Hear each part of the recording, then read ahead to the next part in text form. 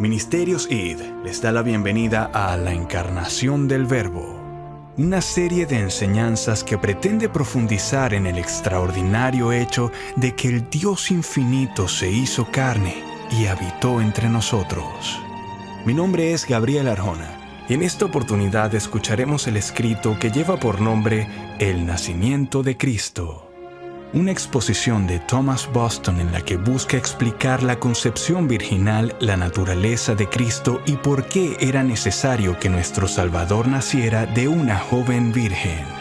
Oremos porque el Señor obre en nuestros corazones a través de su siervo y sin nada más que acotar, escuchemos la reflexión del pastor y teólogo presbiteriano escocés Thomas Boston. Que el Señor los bendiga.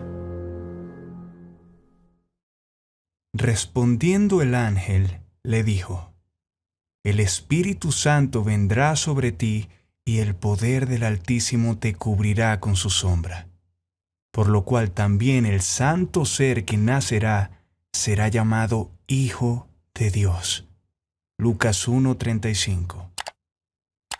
Jesucristo, el Hijo de Dios, se hizo hombre en un cuerpo verdadero y un alma racional. Fue concebido por el poder del Espíritu Santo en el vientre de la Virgen María y nacido de ella, pero sin pecado. Vengo ahora para mostrar lo que hemos de entender cuando decimos que Cristo fue concebido por el poder del Espíritu Santo en el vientre de la Virgen María. Es este un gran misterio fuera del alcance y la comprensión de una mente finita. La concepción de nuestro bendito Salvador fue milagrosa y sobrenatural, muy por encima de los métodos de la naturaleza. Primero, consideremos la configuración de la naturaleza humana de Cristo en el vientre de la Virgen María. En el texto, el acto es expresado como efecto del poder infinito de Dios. Presenta el modo sobrenatural de formar la humanidad de nuestro bendito Salvador. El Espíritu Santo vendrá sobre ti y el poder del Altísimo te cubrirá con su sombra, Lucas 1:35, y por un acto del poder creativo, configura la humanidad de Cristo y la une con la divinidad. En la configuración de la humanidad de Cristo, hemos de considerar la materia y la manera de hacerlo.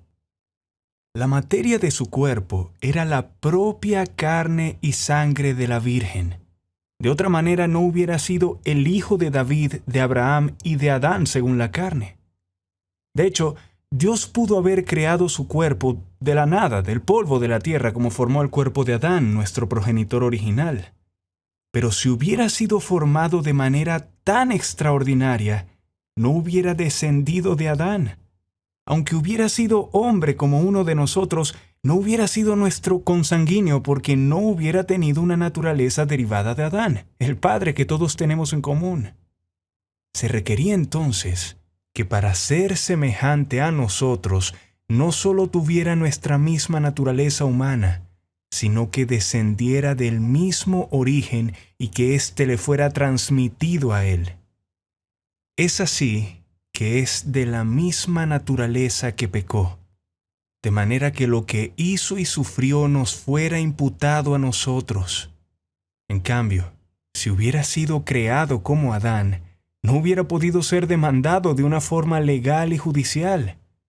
El Espíritu Santo preparó la materia del cuerpo de Cristo de la sustancia de la Virgen, y lo formó de la materia que preparó. Por eso Cristo dice: me preparaste cuerpo. Hebreos 10:5. Y dice el apóstol: Dios envió a su Hijo nacido de mujer. Gálatas 4:4. El Espíritu Santo santificó esa parte de la sustancia de la Virgen, de la cual formó el cuerpo de Cristo, limpiándolo de todo pecado y mancha de impureza, porque aunque el hombre no puede, Dios sí puede producir algo limpio de algo inmundo. Job 14:4. Y darle la capacidad de generar un cuerpo humano que de otra manera no tendría. Aunque Cristo fue concebido por el poder del Espíritu Santo en el vientre de la Virgen, no debemos pensar que fue hecho de la sustancia del Espíritu Santo. cuya esencia no puede ser hecha en absoluto. El Espíritu Santo no lo engendró por alguna comunicación de su esencia, y por consiguiente no es el Padre de Cristo, aunque fue concebido por su poder. El Espíritu Santo no aportó materia alguna a Cristo de su propia sustancia, y en cuanto a su alma, ésta no fue derivada del alma de la Virgen como parte de ella, porque las sustancias espirituales son indivisibles e inseparables. Nada de ella se puede fraccionar, pero fue creada y hecha de la nada por el poder divino, tal como lo son el resto de las almas. Por eso, Dios es llamado el Padre de los Espíritus, Hebreos 12:9, y forma el espíritu del hombre dentro de él, Zacarías 12:1. Segundo, consideremos la santificación de la naturaleza humana de Cristo.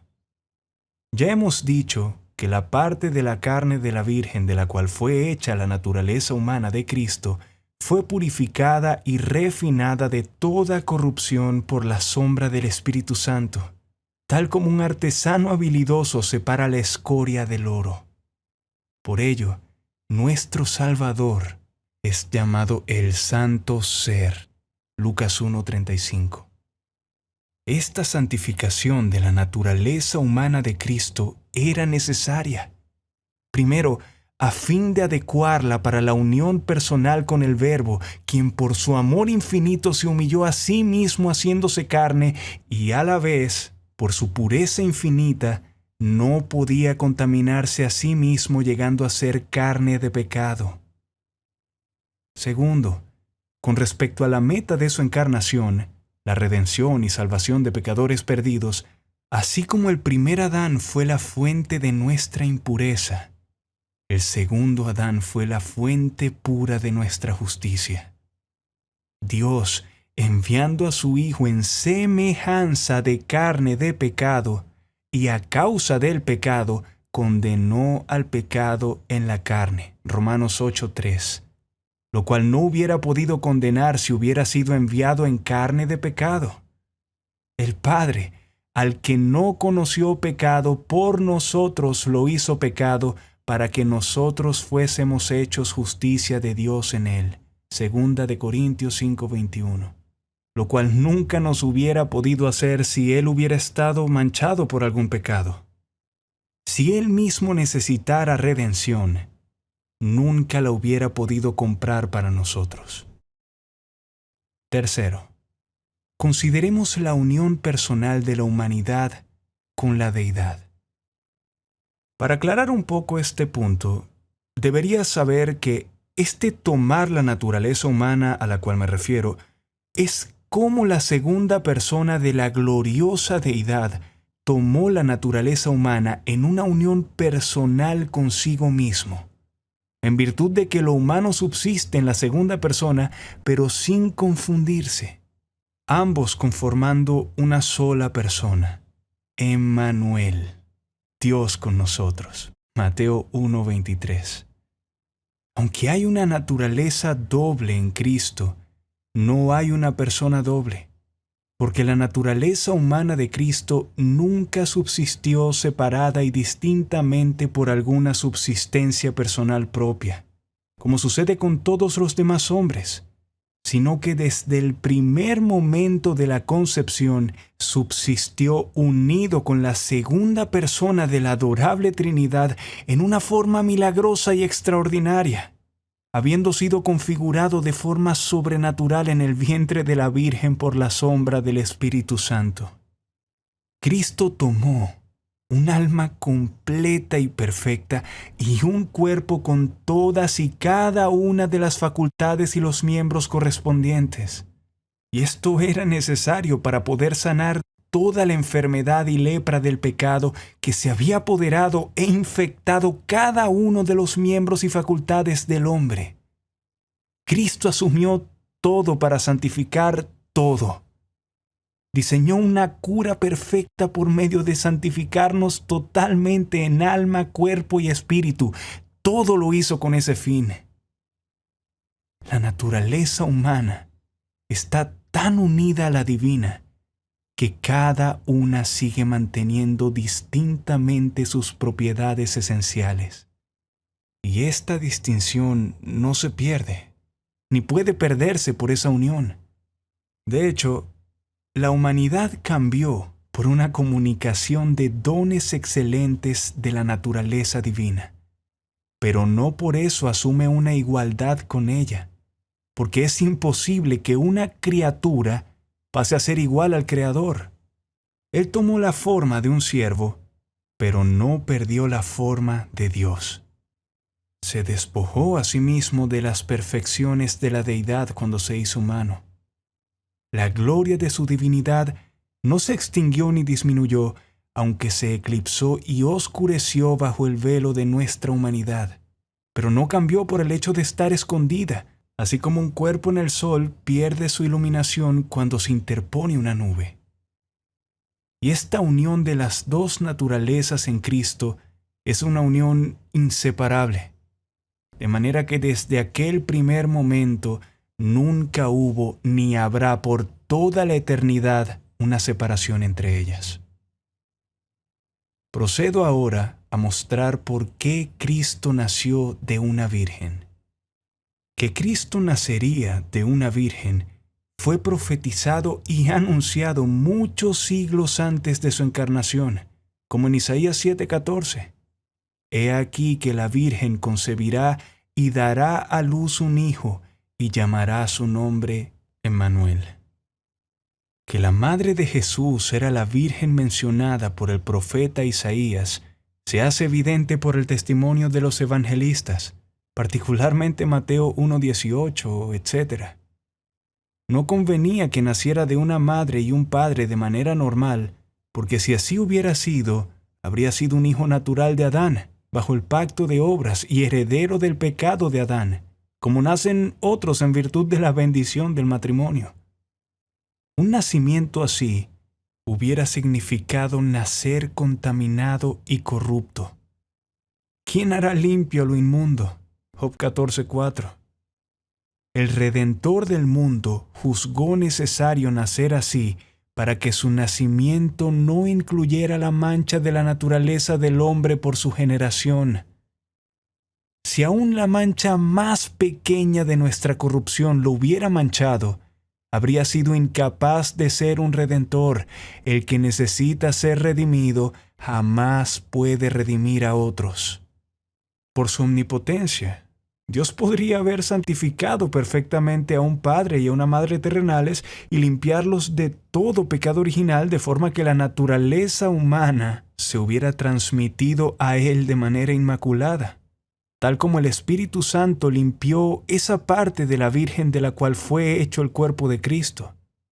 No obstante, no convenía que esa persona, quien es Dios sobre todas las cosas, bendito por los siglos, Romanos 9:5, al igual que hombre al asumir nuestra naturaleza, hubiera sido concebido igual que nosotros, pero a la vez diferente y en alguna medida conformado con la dignidad infinita de su persona.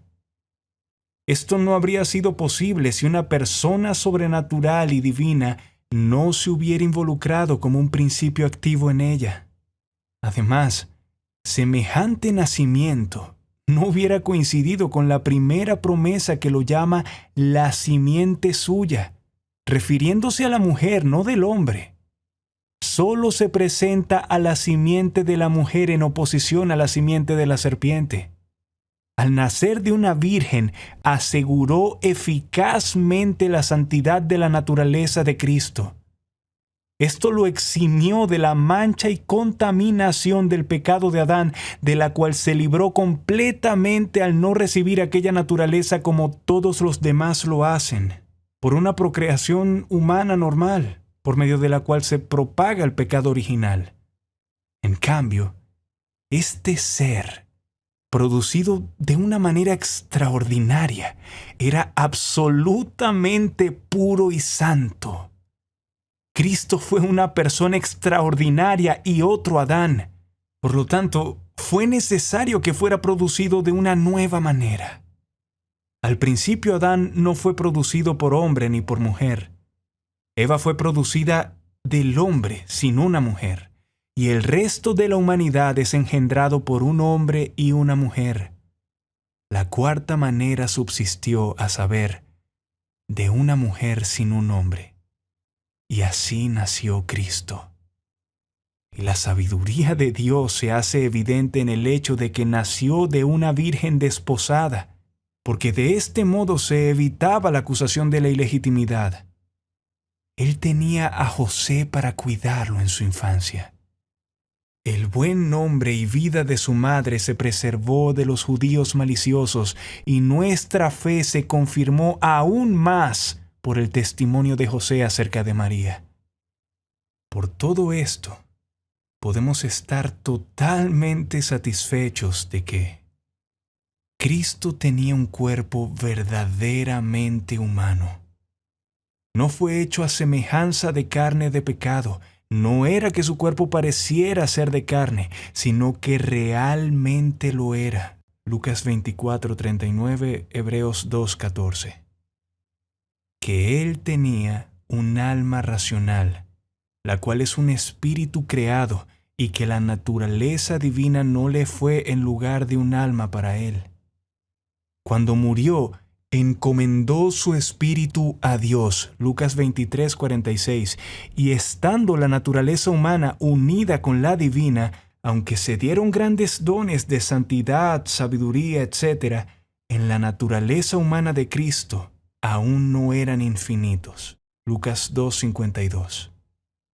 El cuerpo de Cristo no estaba compuesto de ninguna sustancia enviada desde el cielo, sino de la sustancia de la Virgen. Gálatas 4:4. Era la simiente de la mujer, Génesis 3:15, y fruto del vientre de María, Lucas 1:42. De otra manera, no hubiera sido nuestro hermano. El Espíritu Santo no puede ser llamado Padre de Cristo. La naturaleza humana de Cristo no fue formada de la sustancia del Espíritu, sino de la Virgen por el poder del Espíritu. El nacimiento de Cristo no fue a su manera extraordinario. Jesús nació en el tiempo normal de los demás humanos, Lucas capítulo 2, versículos 22 y 23. No obstante, nació sin pecado, siendo el santo ser. De no ser así, no hubiera podido ser nuestro Redentor. Hebreos 7, versículo 26. Tampoco pudo haber pecado, ya que la naturaleza humana fue puesta más allá de esa capacidad por su unión con la divinidad. Y todo lo que Cristo hizo o pudo hacer fue la acción de esa persona que era Dios, y por lo tanto estaba libre de pecado. Concluyo todo con algunas inferencias. Jesucristo es el Mesías verdadero. Él fue prometido a Adán como la simiente de la mujer, a Abraham como su simiente. Era el Silo mencionado por Jacob en su lecho de muerte, el profeta del cual habló Moisés diciendo que se levantaría entre los hijos de Israel, el hijo de David y el hijo que nacería de una virgen. He aquí el maravilloso amor de Dios el Padre. Él no tuvo a menos degradar y humillar a su Hijo amado a fin de dar salvación a los pecadores. ¿No es impresionante que enviara a su Hijo unigénito para asumir nuestra naturaleza y cargar con la terrible ira y el castigo que merecíamos? Contemplemos aquí el amor maravilloso y la condescendencia admirable del Hijo. Nació de una mujer para morir en lugar de los pecadores. ¿Hasta qué punto se rebajó y humilló a sí mismo al asumir la naturaleza con todas las debilidades, pero sin pecado? Al sujetarse a su propia ley, al exponerse a toda clase de injurias de hombres malvados, a las tentaciones de Satanás y, por último, sufrir una muerte vergonzosa e ignominiosa. ¡Qué amor tan grande por los pecadores y qué condescendencia sin paralelos tenemos aquí. Contemplemos aquí la cura de nuestro ser concebido en pecado y nacido en iniquidad. Cristo nació de una mujer por nosotros y por nosotros nació sin pecado para que la santidad de su naturaleza nos fuera imputada como parte de esa justicia que era la condición de nuestra justificación delante de Dios. En Él hay una justificación completa de nuestra culpa y una fuente sagrada para limpiarnos de nuestra contaminación espiritual. Cristo se conmueve sensiblemente con todas las debilidades de nuestra frágil naturaleza. Por esta razón tiene piedad y compasión por su pueblo bajo todas sus presiones y cargas. De allí que el apóstol dice, por lo cual debía ser en todo semejante a sus hermanos, para venir a ser misericordioso y fiel sumo sacerdote en lo que a Dios se refiere, para expiar los pecados del pueblo. Pues en cuanto Él mismo padeció siendo tentado, es poderoso para socorrer a los que son tentados. Hebreos capítulo 2, versículos 17 y 18. Cuán reconfortante es para los creyentes considerar que aquel que es el gran sumo sacerdote en el cielo está revestido de la naturaleza de ellos, para tener la capacidad y cualidad de identificarse y compadecerse de ellos en todos sus problemas y sufrimientos. Sea esto motivo de aliento para que los pecadores acudan a Él, se unan a Él por fe y sean así partícipes de las bendiciones de su obra. Ven y despósate con Él. El pecado no detendrá el encuentro con Cristo siempre que estés dispuesto a encontrarte con Él. Aquel que pudo santificar la sustancia de la Virgen para hacer un trozo de carne sin pecado, puede fácilmente santificarte a ti. Y el que unió la naturaleza humana con su persona divina, puede unirte a Él de manera que nunca te separes de Él. Si ha sido de bendición para usted este tiempo, damos las gracias al Señor por ello y nos encantaría que nos lo hiciera saber a través de los comentarios. Además, le invitamos a suscribirse a nuestro canal y a dejar un me gusta en este video. Al único y sabio Dios, por medio de Jesucristo, sea la gloria por siempre. Amén.